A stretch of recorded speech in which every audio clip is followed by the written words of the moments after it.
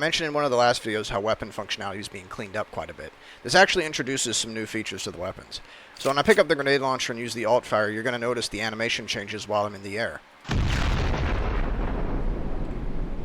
This is because with the new functionality, I'm able to get the player's animation state and apply it to the weapon, telling the weapon what to do when the player is doing a specific thing, such as jumping or walking.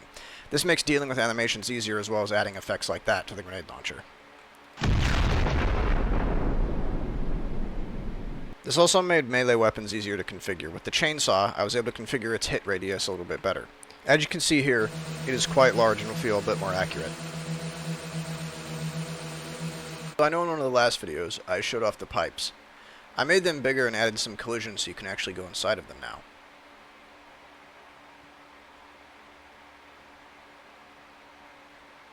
I might add these for traversal elements and levels or something like that. I'm not sure yet, but it's a pretty interesting effect to say the least, being how dynamic and modular it is. We've had to rework the dialogue trees quite a bit, as they don't work in multiplayer. Even though it's just text, the way they operated only allowed the server and single player to work, which is not good for multiplayer. Basically, clients could not view the variables necessary to communicate with other NPCs. This is due to the variables just straight up not being able to replicate. And I believe the two variables were an AI controller and a behavior tree, which do not replicate to the client from what I'm gathering. And I tried every method to make them replicate, however, none worked. As with a normal variable, replication is quite simple. This is how it looks now. While it doesn't look as good as the old one does, it has all the major functionality, which is the most important part.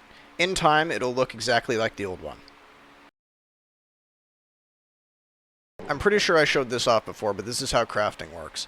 These are key items. You're not going to be finding these everywhere. These are hidden around the map, and there's about 3 weapons you can craft. Pick up the barrel, pick up the ammo, and pick up the body, and you're going to need coins as well.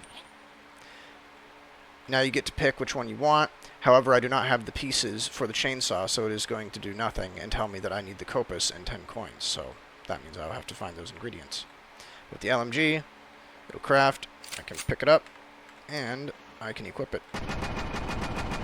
These craftable weapons reward you for exploring and finding the pieces. Each piece comes with a little bit of lore that'll teach you about where the part may have came from and where the weapon originated from.